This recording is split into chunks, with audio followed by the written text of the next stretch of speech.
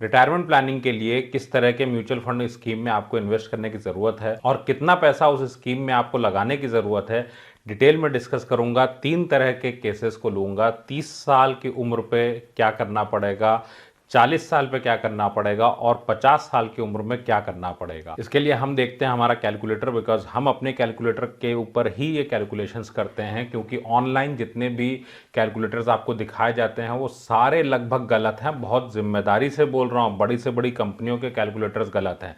इसके ऊपर अलग से किसी दिन एक वीडियो बनाएंगे हम, सो रिस्पॉन्सिबल लर्निंग को लेके, क्योंकि आपकी ज़िंदगी है, किसको फ़र्क पड़ता है। सबको अपने अपने फंड्स बेचने होते हैं। यहाँ पे हम लोग क्या करने वाले हैं, ये कैलकुलेटर इस तरह से चलता है कि एज, रिटायरमेंट एज आपकी क्या होगी, आप कितना साल की लाइफ एक्सपेक्टेंसी आपकी होगी, और उसके हिसाब से हमने क्या किया है, आप जब रिटायरमेंट लेंगे तो आपको कितना पैसा चाहिए होगा, आज का आपका खर्चा कितना है, उसके बेसिस पे आप डिसाइड करते हैं कि आपको कॉर्पस कितना चाहिए होगा और आपके लिए कितना इन्वेस्टमेंट की रिक्वायरमेंट होगी आज से।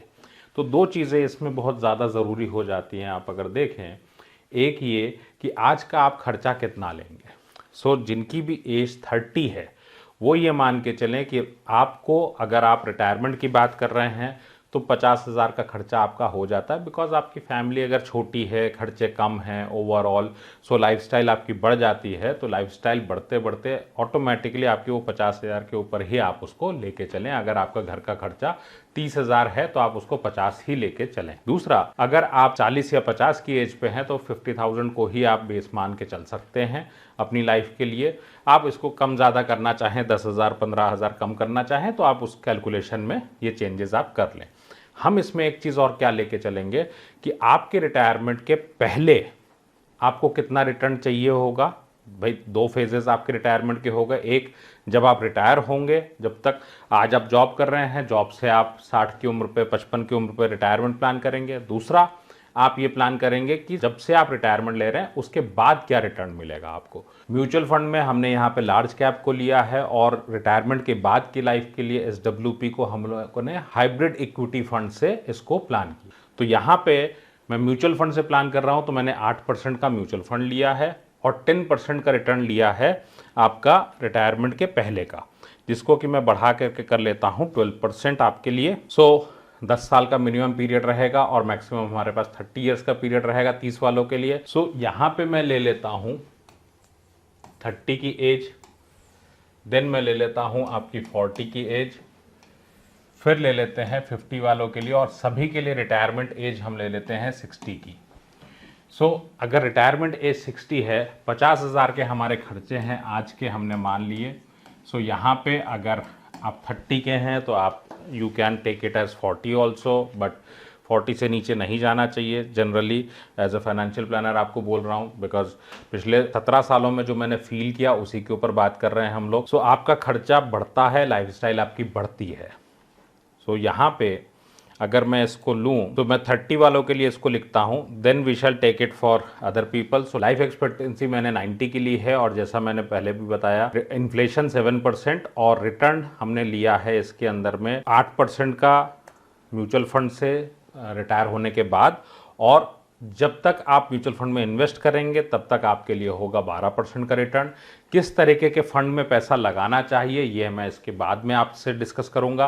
अंत तक वीडियो में बने रहिएगा। वीडियो पसंद आए तो लाइक कर दीजिएगा, चैनल को सब्सक्राइब कर दीजिएगा। हमारा बहुत सिंपल मानना है कि इंडिया में कोई भी प्लान नहीं है जो आपको रिटायर करा सके। दूसरा, जब रिटायरमेंट की बात आती है तो 90% लोगों के पास रिटायरमेंट के लिए पैसा सिर्फ 65 की उम्र तक है। इसका मतलब यह है हर किसी को अपना रिटायरमेंट को खुद प्लान करना पड़ेगा, because you need customized retirement planning. आपकी इनकम के अकॉर्डिंग कितनी इनकम आपको चाहिए। हर मीडिया चैनल पे भी मैं जो बात बोलता हूँ, आपसे भी वही बात बोल रहा हूँ कि रिटायरमेंट प्लानिंग करनी है तो इट शुड बी कस्टमाइज्ड, और आपको अपना एडवाइजर खुद बनना पड़ेगा। क्योंकि अल्टीमेटली हर प्रोडक्ट में आप इन्वेस्ट करते हो, सेविंग करते हो, प्रोडक्ट का मिसमैच है। आपने पेंशन प्लान लिया, म्यूचुअल फंड्स लिए, म्यूचुअल फंड में कितना इन्वेस्ट किया।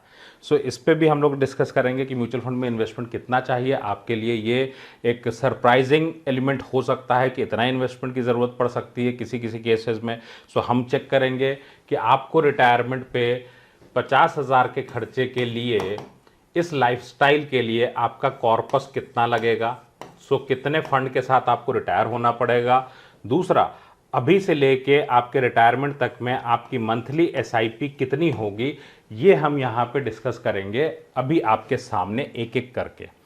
सो मैं सिर्फ एज चेंज कर रहा हूँ, चूंकि हमारे पास पूरा कैलकुलेटर बना हुआ है, so it's a matter of hardly 10-15 second. So 30 वालों के लिए अगर मैं लेता हूँ 50,000 के हिसाब से, सो आपको जो कॉर्पस की ज़रूरत होगी 60 से 90 तक में, तो 60 पे आपको ज़रूरत होगी यहाँ पे कुछ 12 करोड़ रुपए की। 12 करोड़ रुपए की मैंने पहले ही बताया है आपको कि 12% का रिटर्न हमने लिया है 30 to 60 की एज तक, और हमने 8% का रिटर्न लिया है म्यूचुअल फंड में।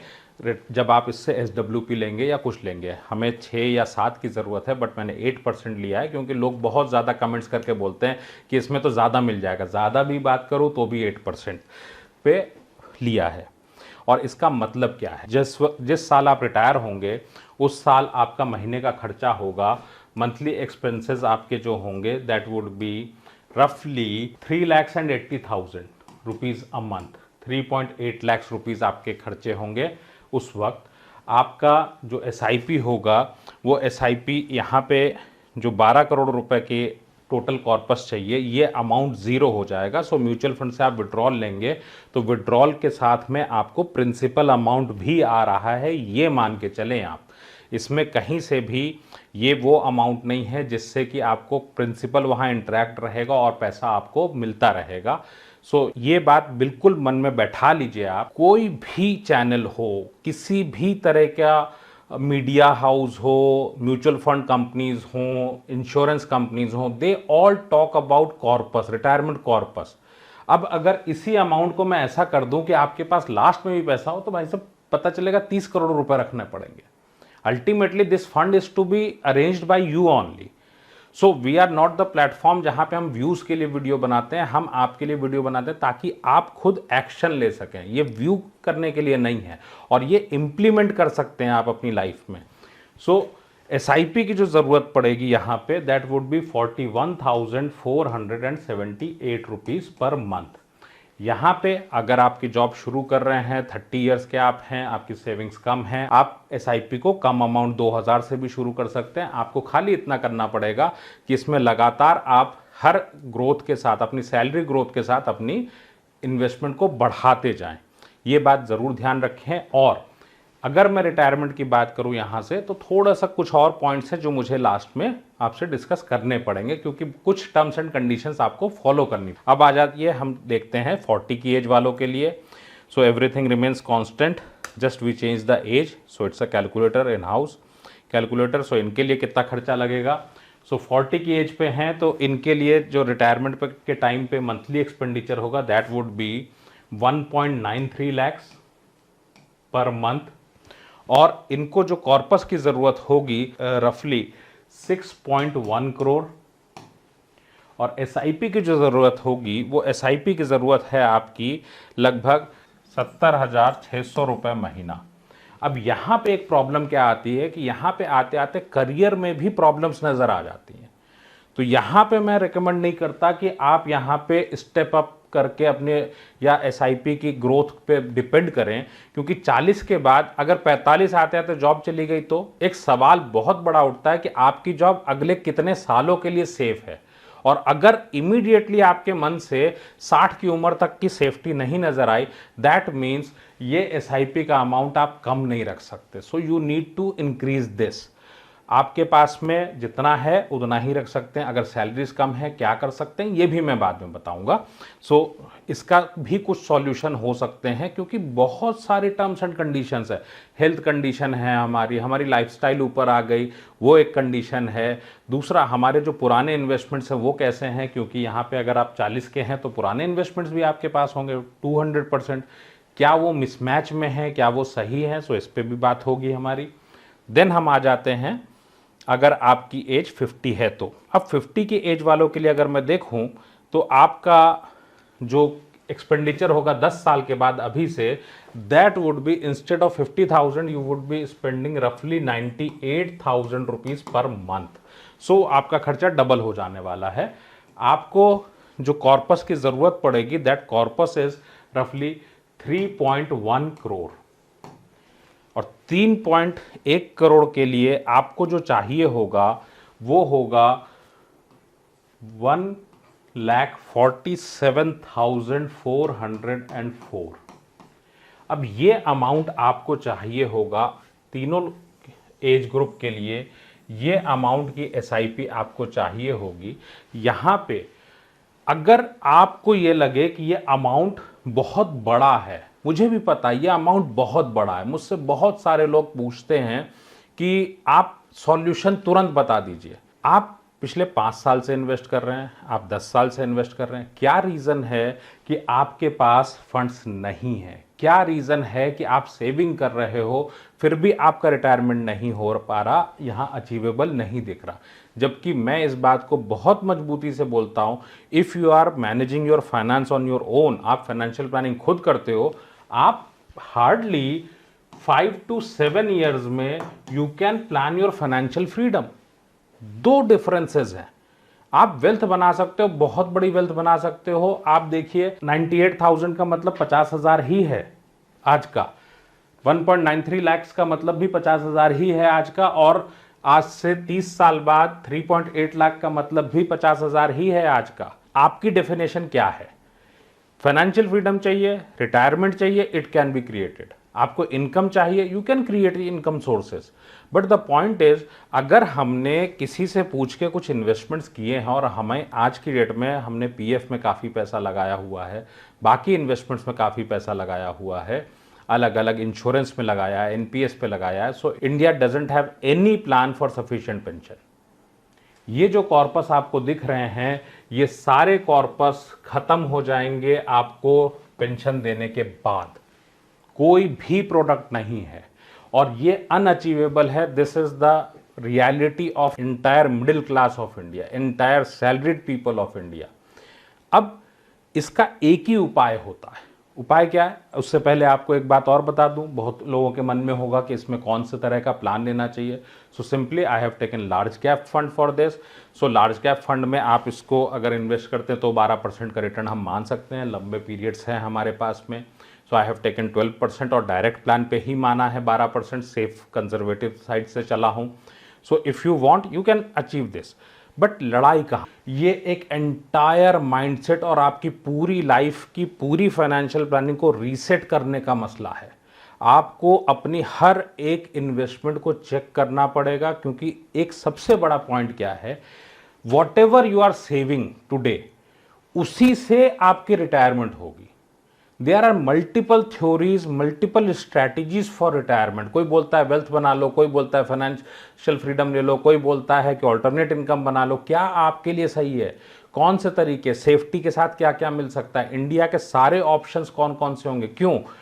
अगर आपने म्यूचुअल फंड की बात की तो इतना पैसा लगने वाला है कॉर्पस में। अगर मैं एफडी की बात करूं तो कॉर्पस बढ़ जाएगा। एफडी में कॉर्पस बहुत ज्यादा होने वाला है। यहीं पे पेंशन प्लान ले लूं तो रिटायरमेंट ही नहीं होगा। सो आपके लिए कौन सा सही है? ये सारी चीजें आप चुनेंगे, मैं नहीं। आप अपना रिटायरमेंट खुद प्लान करिए, क्योंकि कोई भी एडवाइजर इन बातों में कहां इंटरेस्टेड है। अगर हम भी आपके लिए कोई प्रोडक्ट सेल कर रहे होते तो एक एफिलिएट पे एक लिंक डाल देते और बोल देते फलाना म्यूचुअल फंड ले लो, हो जाएगा। नहीं फ्रेंड्स, पैसा आपका है। You have to decide very carefully what you want in life. आपको इनकम चाहिए हर महीने बढ़ती हुई ग्रोथ में।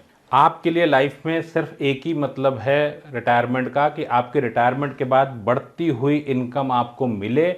आपकी सिचुएशन जो भी हो, बस पैसे कम हो, आपकी उतनी एसआईपीज ना बन पा रही हो, तो भी आप अपने लिए रिटायरमेंट को प्लान कर सकते हैं। This is my claim.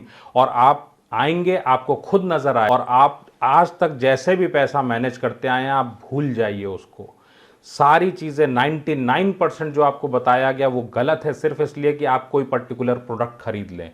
आपको कमीशंस में आपको 50% वेल्थ देने की ज़रूरत नहीं है। 30 साल आपकी लाइफ में है, जॉब स्टार्ट करने से 30 साल आपकी लाइफ में होते हैं। उसी में जो सेविंग्स है उसको सही इन्वेस्ट करके आप पैसा बना सकते हैं। 15-15 साल, 20-20 साल से अगर आप इंश्योरेंस, पीएफ इनमें पैसा रखा है आपने, तो इससे खराब चीज़ हो ही नहीं सकती। यू हैव टू सी कि आपका रिस्क कवर अलग, आपका सेफ्टी अलग, आपका वेल्थ क्रिएशन अलग। आप अगर दिल्ली में हैं और आपको यहाँ पे जम्मू जाना है और यहाँ पे मुंबई है, आप मुंबई की ट्रेन पकड़ेंगे तो जम्मू कैसे जाएंगे? 99% Indians we have wrong investments. हम जम्मू जाने के लिए ट्रेन पकड़ते ही नहीं, अगर जाना है तो हम सेफ्टी के नाम पे प्रोडक्ट्स खरीदते हैं, जबकि सेफ्टी कुछ है ही नहीं। What is safety? अगर आपको महंगाई के साथ मैं ये बोलूं कि आज की डेट में आपका घर 50,000 में चलता है और आपको 500 रुपये की पेंशन मिल रही है, कितना सम्मानजनक आप फील करते हैं, आप खुद सोचिए। सिमिलरली अगर एट द एज ऑफ 80 आपको यही सिचुएशन आए तो क्या कोई ऑप्शन रहेगा बच्चों के संस्कार पे भरोसा करने के अलावा? वक्त रहते अपनी चीज़ों को सही करिए, अपने हर एक इन्वेस्टमेंट को चेक करिए। Links are in the description. कुछ भी करिए, अपने रिटायरमेंट को खुद प्लान करिए। Don't depend on any type of advisor. पढ़ के डिसाइड करिए कि आपको करना